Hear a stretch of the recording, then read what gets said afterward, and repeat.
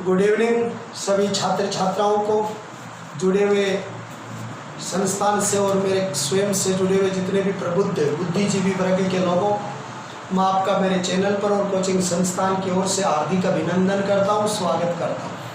मैं आपके सामने सुबह के वीडियो में राजस्थान की हिस्ट्री चल रही थी।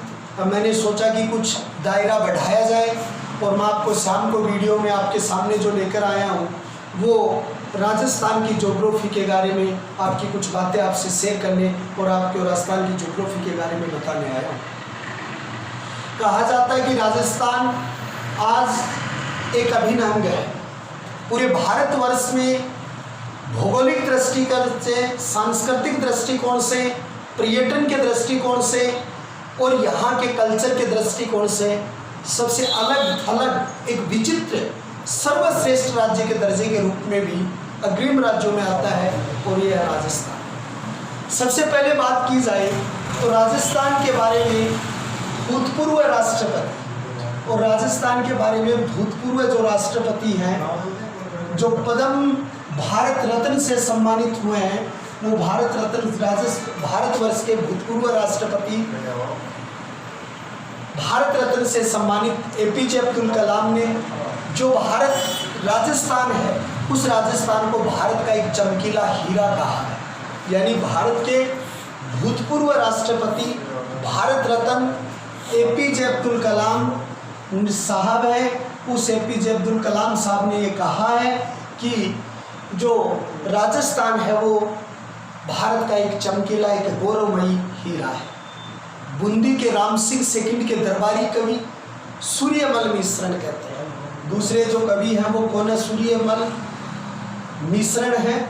और सूर्यमल मिश्रण कहते हैं कि यहाँ की हर रानी, यहाँ की हर माँ जब पालने में अपने बच्चे को झुलाती है तो वो झुलाते हुए ये कहती है कि भाई, हिलौरे देते हुए उसको कहती है कि भाई आप बाल्यकाल से ही एक श्रेष्ठ वीर बने, शक्तिशाली योद्धा बने और आप इस धरती माँ की रक्षा करना, इसका कल्याण करना, इसका मार्ग प्रशस्त करना, ऐसी बातें उसको कही जाती हैं। रविंद्रनाथ टैगोर जैसे महान विद्वानों ने कहा है कि सिकंदर महान, लॉर्ड क्लाइव जैसी नीतियों के काल में भी ये राजस्थान एक विचित्र राज्य के रूप में रहा है। तो ये कुछ ऐसी पंक्तियाँ हैं जो यानी राजस्थान के गौरव और इतिहास को दर्शाती हैं। तो पहला आपको आएगा कि राजस्थान को एक हीरा की संज्ञा किसने दी है, चमकीला हीरा? तो भूतपूर्व राष्ट्रपति भारत रत्न एपीजे अब्दुल कलाम ने। भारत की वीरता पालनों में झुलाते हुए अपने बच्चों को शिक्षा देती हैं सूर्यमल मिश्रण ने। और सिकंदर महान के आक्रमण से लॉर्ड क्लाइव तक की नीतियों में राजस्थान एक अलग रहा है। ये बात सबसे पहले किसने कही है? रविंद्रनाथ टैगोर ने कही है। लेकिन राजस्थान के कुछ ऐसे लोग, रंगीलो राजस्थान, केसरिया बालम पधारो हमारे देश, न जाने क्या दिख जाए, ऐसे कुछ सांस्कृतिक लोगों हैं। उस लोगों में भी आज राजस्थान एक सर्वश्रेष्ठ राज्य के दृष्टिकोण में आता है। अगर राजस्थान की बात की जाए तो राजस्थान आज एक सबसे बड़ा राज्य है, सबसे बड़ा भारत का राज्य है। ये क्षेत्रफल की दृष्टि से तो भारत का सबसे बड़ा भारत राज्य है, ये सबसे बड़ा है भारत का राज्य। और भारत का सबसे बड़ा राज्य जो है उसका क्षेत्रफल है 3,42,239 वर्ग किलोमीटर क्षेत्रफल इसका क्या है, पूर्ण क्षेत्रफल इसका दिया गया है, जो संपूर्ण भारत का 10.41% है। या आप कह सकते हो 1/10% पूरे भारत का क्षेत्रफल ये जो है ये आता है, जो संपूर्ण भारत का राजस्थान के अंतर्गत है। विश्व जगत के 171 देश ऐसे हैं, विश्व जगत के 171 देश ऐसे हैं जिससे बड़ा है, इनसे बड़ा है राजस्थान, इनसे बड़ा राज्य है राजस्थान, कि इनसे भी शक्तिशाली राज्य है राजस्थान। 171 देश तो विश्व के ऐसे हैं जो राजस्थान के क्षेत्रफल से क्या है, छोटे हैं।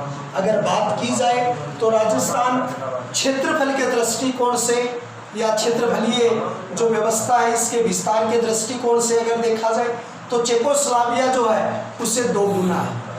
उसके अलावा इजराइल जो है उस इजराइल से भी 3 गुना के रूप में ये प्रसिद्ध रहा है। तो चेकोस्लोवाकिया से 3 गुना, इजराइल से 17 गुना, इंग्लैंड से 2 गुना, श्रीलंका से 5 गुना। ये कई इसके विस्तार हैं। जैसे मैं थोड़ा लिख दूं, देखो पहले आता है कि ये श्रीलंका से 5 गुना इसका क्षेत्रफल है। अगर इजराइल है, इजराइल तो इजराइल से ये 17 गुना ज़्यादा है।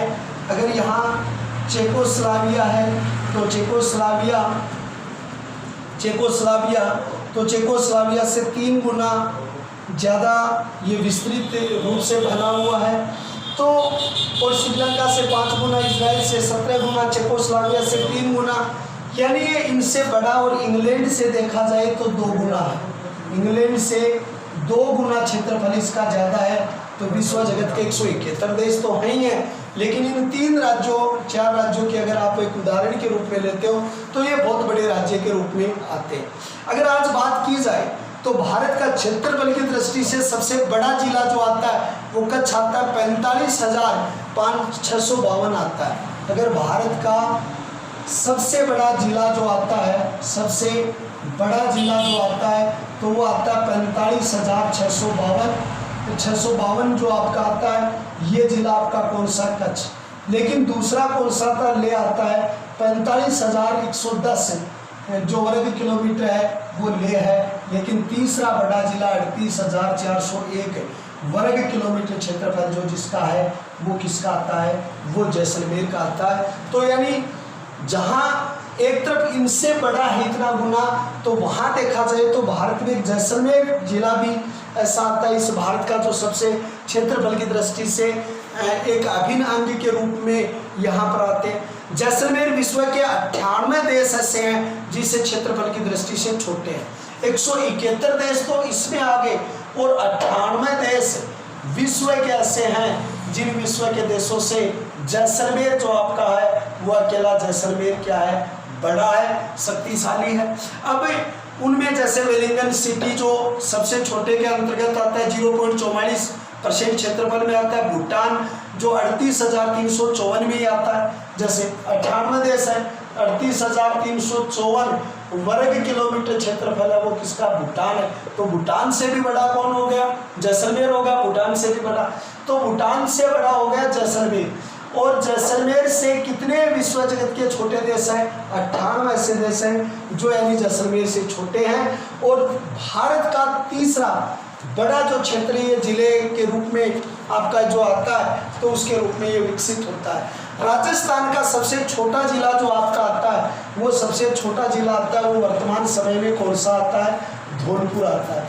और धौलपुर का जो क्षेत्रफल है 34 जो आपका क्षेत्रफल आता है। लेकिन अगर बात की जाए तो 1992 से पहले जो यानी 30-33 है, ये 30-34 भी लिखा हुआ मिलता है। 30-33 सबसे छोटा धौलपुर है। लेकिन पहले ये छोटा जिला था वो दौसा था। 1992 से पहले जो छोटा जिला था वो कौन था, दौसा था। क्यों था दौसा, क्योंकि दौसा में सवाई माधोपुर की एक तहसील है महुआ, वो महुआ तहसील सवाई माधोपुर की दौसा को दे दी। तो उससे पहले इसका क्षेत्रफल था 3250 था, और अब इसका क्षेत्रफल चला गया है वो 3400 के लगभग चला गया, 3404 वर्ग किलोमीटर के लगभग चला गया। तो 3404 के लगभग हो गया। एक बार दोबारा देखिए, राजस्थान का सबसे बड़ा जिला जो आप लिखते हो तो वो है जैसलमेर, जिसका क्षेत्रफल जो आपका आता है वो 38,401 है। ये भारत का तीसरा बड़ा जिला। दूसरी चीज़ है कि विश्व के 98 देश इससे क्या हैं, छोटे हैं। और इसमें अगर भूटान की बात की जाए तो 38,354 वर्ग किलोमीटर में ये वेलिंगटन सिटी सबसे छोटे जिले के रूप में यहाँ पर आता है। दूसरी बात यहाँ पर आती है कि राजस्थान का सबसे छोटा जिला धौलपुर है, 30-33 के रूप में 1992 में। लेकिन यहाँ पर उस धौलपुर को महुआ तहसील जो थी वो यानी सवाई माधोपुर से दौसा को मिल गई, इसलिए दौसा 3250 से बढ़कर 3404 वर्ग किलोमीटर हो गया, इसलिए ये बड़ा क्षेत्रफल हो गया था। ये राजस्थान की एक छोटी सी पृष्ठभूमि है कि राजस्थान का क्षेत्रफल के बारे में या इसके स्थान के बारे में ये प्रश्न आता है। अब दूसरी चीज ये होती है कि राजस्थान की स्थिति क्या है।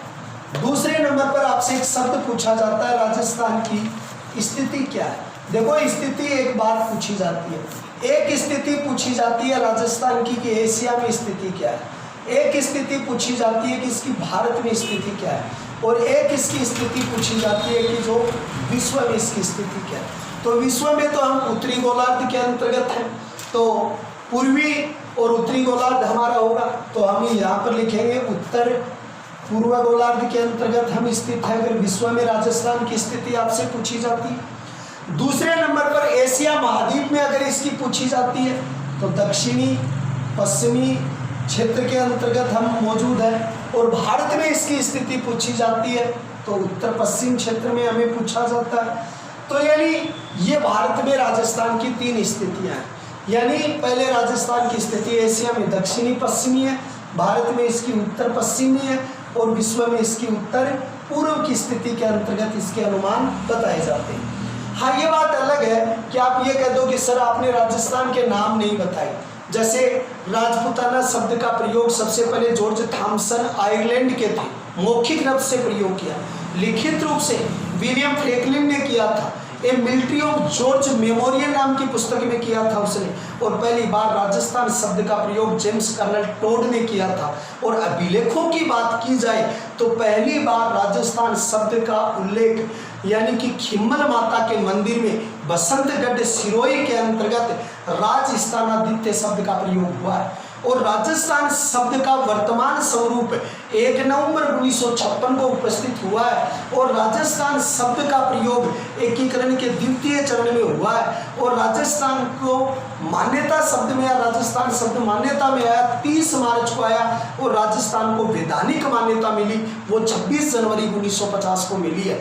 मैंने हिस्ट्री के उस टॉपिकों में पढ़ा दिया था, इसलिए मैंने इस टॉपिक को वहाँ से उठाया। मैंने ये 20% जो अभी रिवाइज किए हैं, चाहे वो 1 नवंबर 1956 हो, चाहे 30 मार्च 1949 हो, 26 जनवरी 1950 हो, राजपूताना हो, राजस्थानादित्य हो, कर्नल टोड की बात हो, जॉर्ज थॉमसन की बात हो, फ्रैंकलिन की बात हो, खिम्मल माता विलेख की बात हो, ये सारी चीज़ें जो हैं ये मैंने वहाँ पर आपसे क्लियर की है। इसलिए मैंने स्थिति के बाद राजस्थान के भौगोलिक परिदृश्य के बाद में हम चलेंगे और उसको आप कैसे पढ़ोगे।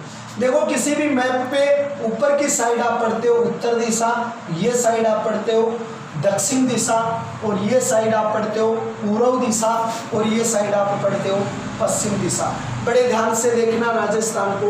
राजस्थान का पहला प्रश्न बनता है वो बनता है इसकी आकृति पर, और आकृति पर इसका पहला प्रश्न बनेगा वो बनेगा एक विषम कोणीय चतुर्भुज है।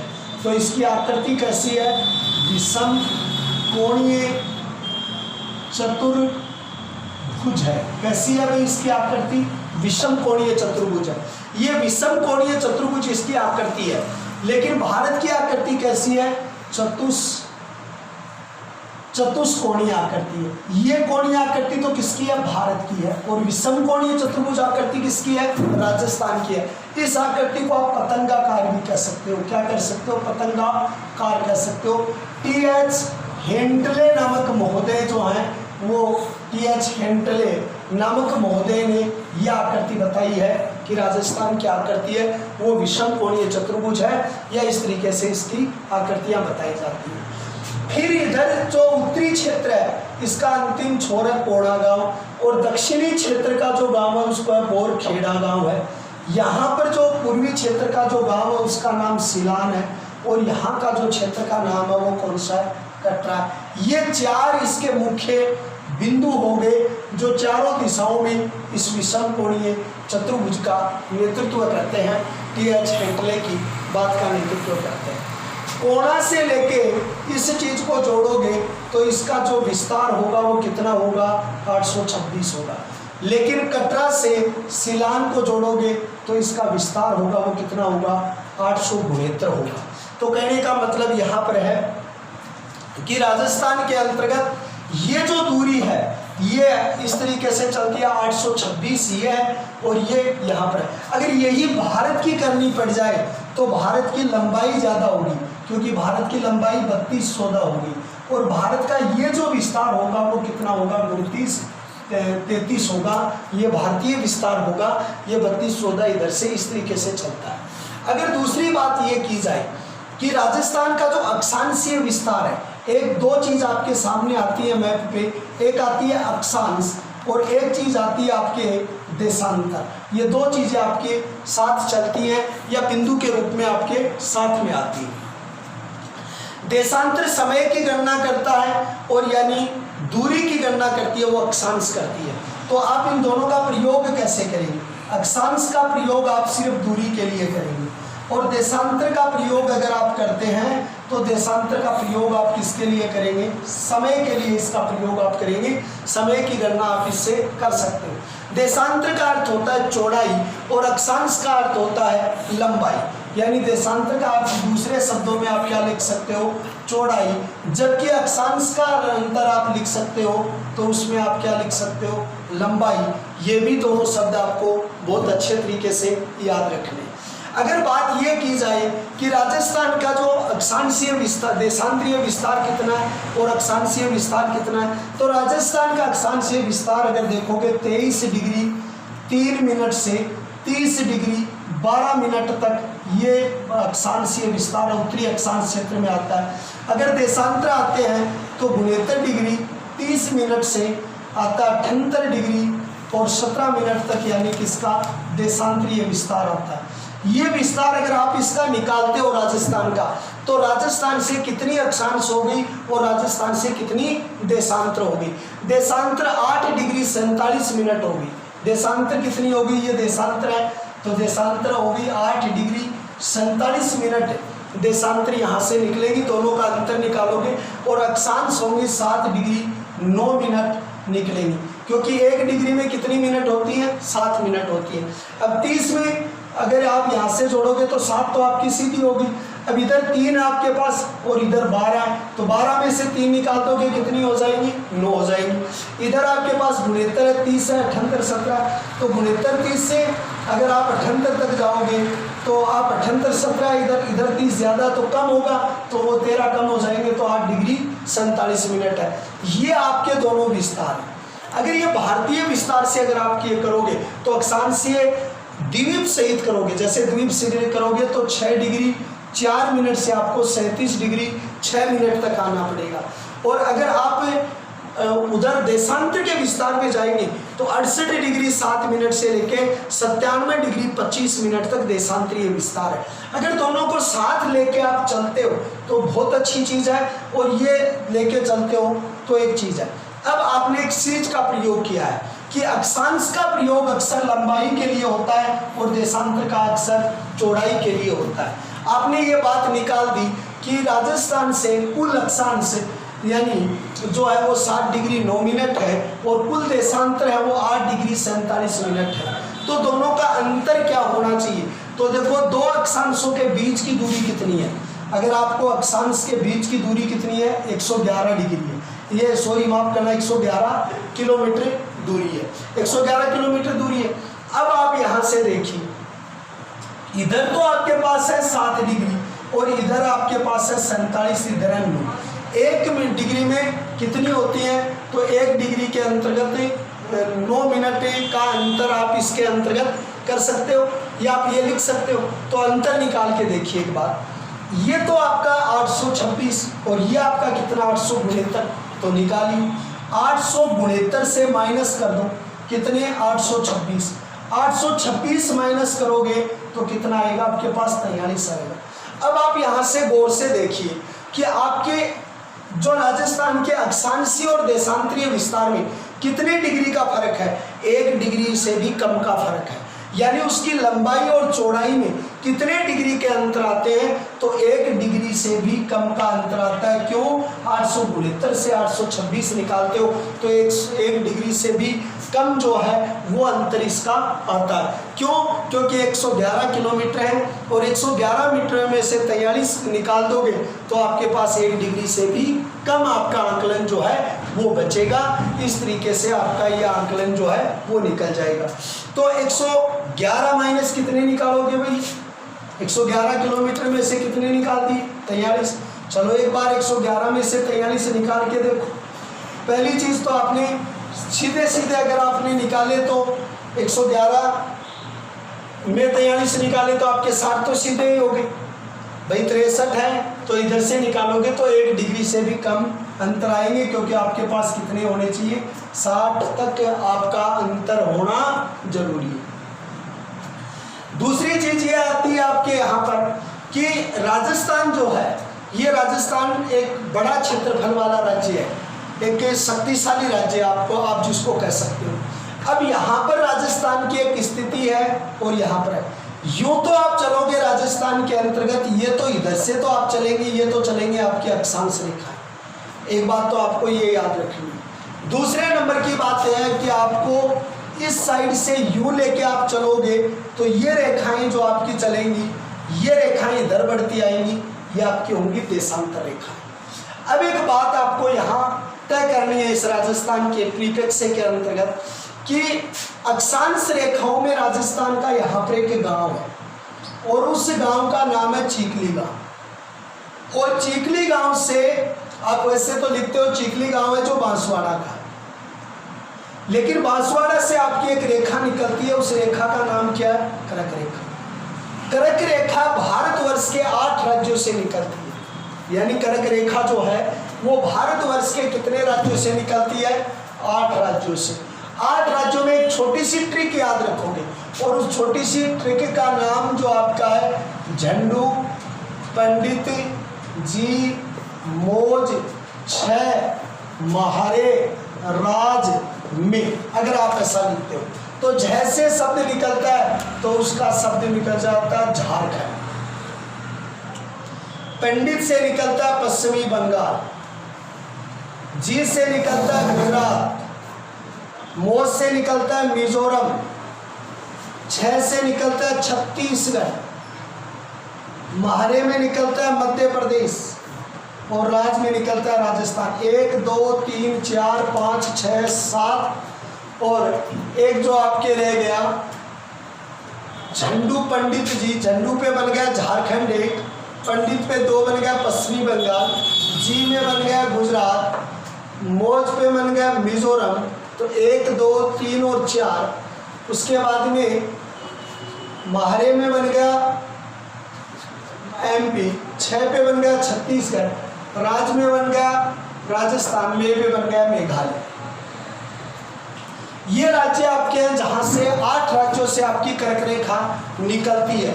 इन राज्यों से कर्क रेखा निकलती है तो राजस्थान का भी एक क्षेत्र आता है चीखली गांव। उस चीखली गांव से भी एक कर्क रेखा जो है वो निकलती है।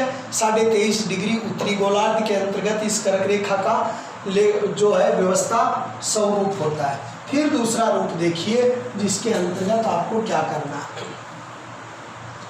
देखो दूसरे नंबर पे अगर बात आती है कि ये दिशा आपकी उत्तर है, ये दिशा दक्षिण है, ये पूर्व है और ये पश्चिम है।